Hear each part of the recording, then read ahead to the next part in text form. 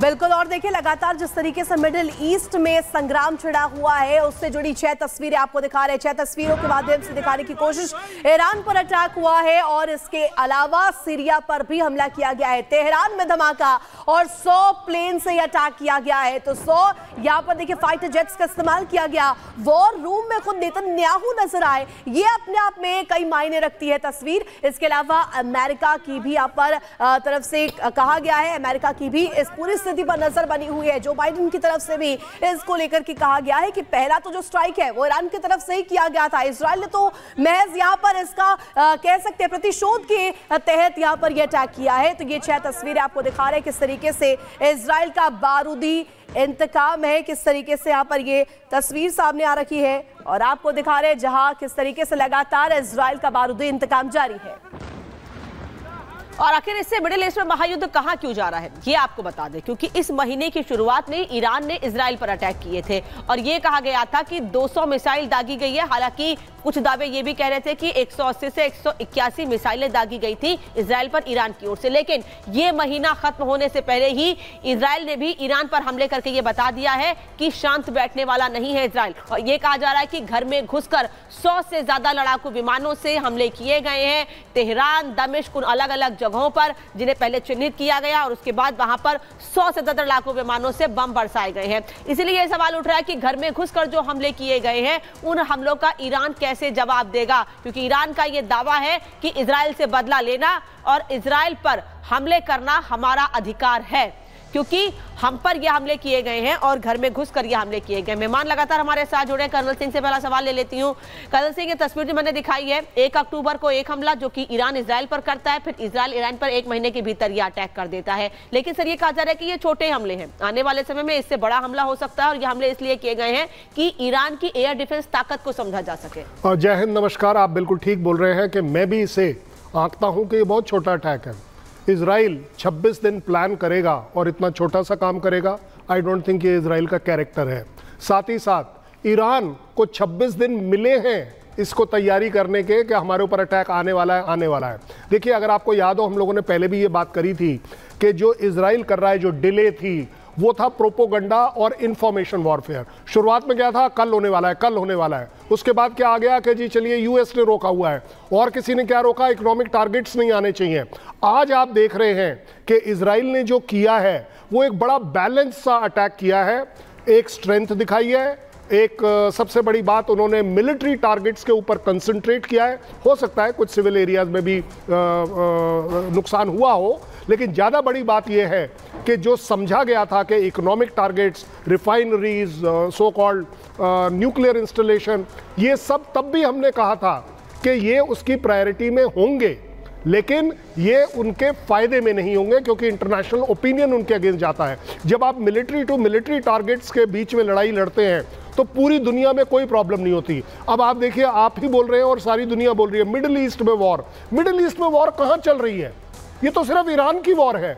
अगर आज आप सीरिया के 2 बम फोड़ दें, दैट डजंट मीन, लेकिन इसका जो स्कोप है वो अपने आप में एक वर्ल्ड वॉर की तरफ कभी भी कन्वर्ट हो सकता है। ये डिपेंड करेगा ईरान के ऊपर, क्योंकि Iran can be very erratic कि यस, अगर उसने किसी तरह से कहा, चाहे छोटा बम बोले, बड़ा बम बोले, बट आई डोंट थिंक कि ईरान 1 सेकंड भी लगाएगा ये डिसाइड करने में कि चलिए जी मुझे इजराइल के ऊपर अटैक करना है। इजराइल नहीं करेगा कोई भी न्यूक्लियर स्ट्राइक। क्यों? क्योंकि उसे पूरी दुनिया को साथ लेके चलना है, एक फेवरेबल ओपिनियन बनाना है, यूएस की परमिशन लेनी है। So overall Israel versus Iran war अपने आप में मिडिल ईस्ट को एक बड़ा रूप दिया जा रहा है, और यस, उसका डेंजर है। तो देखिए बिल्कुल, और यहाँ पर हमें समझा रहे थे सर किस तरीके से यहाँ पर जो इंतकाम है इजराइल का ये लगातार जारी है। हमले पर हमले हो रहे हैं और ये साफ तौर पर कह दिया गया है कि हमले रुकने वाले नहीं। अब आप ग्राफिक्स के माध्यम से दिखा देते हैं कि कहां कहां पर इजराइल का हमला हुआ है और कैसे हुआ है, ये आपको तफसील से बता देते हैं। 2000 किलोमीटर की दूरी है अगर बात करें इजराइल की और यहाँ पर ईरान की, तो दोनों के बीच में दूरी किस तरीके से ईरान ने हवाई हमले की भी पुष्टि की है, ये भी कहा गया है। ये तमाम इलाके, तमाम जगह आपको दिखा रहे हैं जहां जहां पर बम दागे गए हैं। यहां पर देखिए इजराइल का हमला जो इंतकाम के तहत यहां पर लिया गया है, जो प्रतिशोध की आग है, वो लगातार देखने को मिल रही है। मिलिट्री ठिकानों को भी निशाना बनाया गया है। ये तमाम वो मिलिट्री ठिकाने हैं जहां पर निशाना बनाया गया। हमले से मामूली नुकसान का दावा ईरान फिलहाल कर रहा है और यहां पर लगातार ये तस्वीर के माध्यम से आपको दिखा रहे हैं किस तरीके से यहां पर लगातार जो हमले को लेकर के प्रतिक्रियाएं है ईरान और इजराइल दोनों ही की तरफ से की जा रही है। जनरल सोई, अब आपसे सवाल, जो हमने ये ग्राफिक्स दिखाया है, इन्हीं जगहों पर ये हमले तो किए गए हैं, लेकिन ये भी दावा है इजराइल का कि हमने 3 वेव्स में ये हमले किए और हमारा बदला अभी शुरू हुआ है, पूरा नहीं हुआ है, आगे मतलब और अटैक होंगे। ये 3 वेव्स में हमले का क्या मतलब है? देखिए, ऐसा है कि इन्होंने एक पूरा प्लानिंग के थ्रू, जैसे कर्नल शैलेंद्र बता रहे थे, तकरीबन 25 दिन इंतजार किया। उसके बाद पूरा सिस्टम, हालांकि इजराइल ने टारगेट लिस्ट पहले ही बनाई हुई थी, ऐसा नहीं कि अभी रातों रात 25 दिन में बनाई है। बहुत पहले से इन्हें पता है ईरान के साथ टेंशन चल रही है, उनके साथ ईरान एक टारगेट रहेगा, तो उन्होंने टारगेट लिस्ट बनाई थी। लेकिन कुछ अभी रेस्ट्रिक्शंस आ गई थी। अब देखिए, अमेरिका ने प्रेशर डाला कि अब यहाँ इलेक्शन होने वाले 5 तारीख को, आप ऑयल इंस्टॉलेशन में हमला ना करें, आप न्यूक्लियर पे हमला नहीं करें। न्यूक्लियर पे करेंगे तो रेडिएशन का खतरा है, जिससे बदनामी होगी। फिर दूसरा, ऑयल पे करते हैं तो दुनिया में ऑयल प्राइसेस बहुत बढ़ जाएंगे। अब इलेक्शन के टाइम में अमेरिका में अगर महंगाई बढ़ती है तो जहाँ पर कि इसका काफ़ी विपरीत असर हो सकता है। ये सब देखते उन्होंने एक लिमिटेड टारगेट छांटे और एक तरह से, जैसा मैं कहूँगा, एक लिमिटेड ही अटैक किया है आर्मी इंस्टॉलेशन के ऊपर ही। रॉकेट साइन मिसाइल जो बनाने वाली फैक्ट्रियाँ हैं, IRGC के लोकेशंस पर उन्होंने हमले किए हैं। तो ये सब देखते हुए कोई बड़ा हमला नहीं है मेरे हिसाब से। अभी गैलेंट का जो लेटेस्ट बयान मैं सुन रहा था कि हमने कर लिया, अभी आप ईरान बदला लेगा तो फिर हम करेंगे। यानी कि जैसे पहले ईरान ने कहा था कि हमने कर दिया है, अब इजराइल कुछ करेगा तो हम बदला लेंगे, अभी यही बात इजराइल ने कह दी है। तो एक तरह से मेरे हिसाब से तो ये टोकन हमला ही है। जैसे कर्नल शैलेंद्र भी कह रहे, छोटा हमला है, जो नहीं होना चाहिए था, वो छोटा ही हमला है। तो उसके हिसाब से अभी ये बयान है, तो कहीं ना कहीं फेस सेविंग वाली बात हो रही है। और ईरान बार बार ये कह रहा कुछ भी नहीं हुआ, कोई नुकसान नहीं हुआ, ये तो आगे मार के चले गए और हमने, हमारा डिफेंस इफेक्टिव था, ये कुछ भी नहीं कर पाए। कर्नल सिंह कुछ कहना चाह रहे हैं? मैं सर वापस लौट रही हूँ आपके पास, लेकिन बस एक ग्राफिक्स दिखा दो फिर आ रही हूँ आपके पास। दरअसल इजराइल के निशाने पर क्या क्या है ये आपको बता देते हैं। ईरान पे कौन कौन सी जगह है जो इजराइल के निशाने पर है। IRGC मुख्यालय है, साथ ही मिसाइल लॉन्च साइट भी कही जा रही है कि वो भी ईरान में इजराइल के निशाने पर है।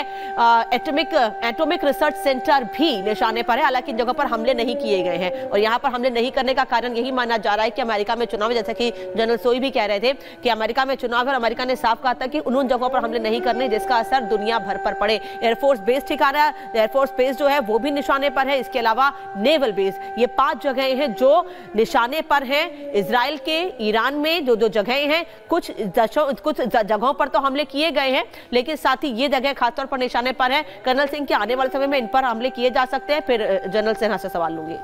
मैं सिर्फ ये कहना चाह रहा था, देखिए जनरल सोई ने कितनी बढ़िया सी बात बताई कि गैलेंट ने क्या बोला है। यहाँ हमारे पास 2 जनरल साहब बैठे हैं।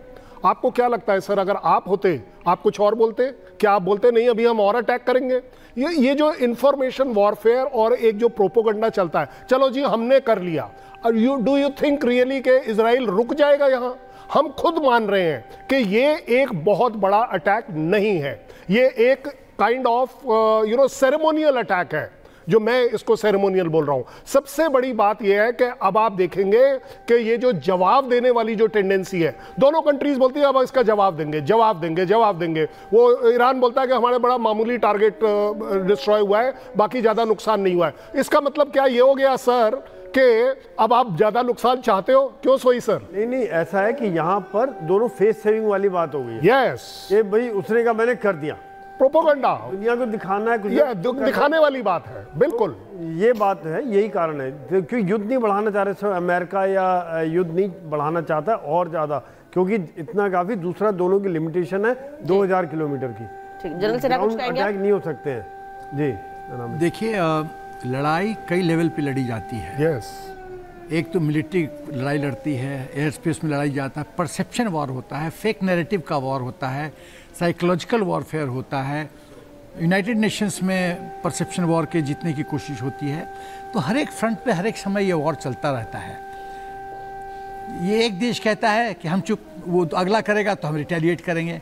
तो ये जो चेन है, ये चेन खत्म कब होगा, सवाल ये पैदा होता है। अभी इजराइल ने किया, पहले ईरान ने किया तो इजराइल ने किया, अब ईरान करेगा, फिर इजराइल करेगा, तो सिस्टम तो बंद नहीं होगा ना। बंद तभी हो सकता है जब शांति हो, इजराइल को जीने का मौका दिया जाए शांति तरीके से, तभी युद्ध विराम हो सकता है। वो तो सोच मर नहीं सकता, मैं कन्विंस्ड हूँ, ये सोच मर नहीं सकता। इसीलिए ये टेंशन मिडिल ईस्ट में चलता रहेगा, जंग ऐसे ही चलता रहेगा। बिल्कुल सना सर, आपने ठीक कहा। और ऐसे में लगातार देखिए युद्ध की आग और आईडीएफ का पलटवार किस तरीके से हो रहा है, ये भी हम आपको दिखा देते हैं।